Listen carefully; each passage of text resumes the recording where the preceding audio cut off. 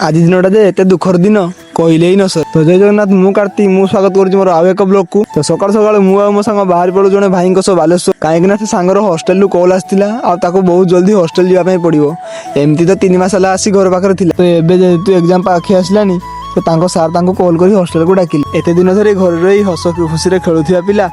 आज जेहेतु हॉस्टेल जाऊँगी तो ता मन में बहुत दुख आमती आम मन में भी बहुत दुख कारण आम भी सहित बुलूले खेलुले मजामस्ती करुले किंतु कौन बा करहब ताकू भी जावाई पड़ो आमको भी मन दुखरे आसवाई पड़ो। तो जेहेतु तार ट्रेन टाइम भी पाखे आसला तो से टिकट घर को टिकट काटापी गला आम भी बहुत मन कष्ट बाई कही आम भी पलि आसलु आम कम जेहेतु भाई कौन एग्जाम थिला तो से मत मो ITI पाखे छाड़ी से एग्जाम देवाई पलैले आठ मोर बा कौन काम मु हॉस्टेल मो सांग मान सब बस मजामस्ती करी आ मजामस्ती करू दिन गोटाए बाजी तो आज हॉस्टेल कौन प्रोब्लेम जो खाଇବା है ना तो से मुझे आसली बाहर खाଇବା नहीं मुझे पलि आसली मो रूम तापर खाई सारा पर भाई कॉल आसला आ भाई एग्जाम भी बहुत भल होता से आम पलि आसले आम घर को जेहेतु आम 3 जन आसलु किंतु जीवा बेले 2 जन गलु से मोर आ भाई मन बहुत कष्ट आज दिनटा केमी कटला मु आ भाई कथा हो आम पहुंच गलु आम घर। तो आजिका एति देखा नेक्स्ट ब्लॉग रे सेबे जाए टाटा बाय बाय।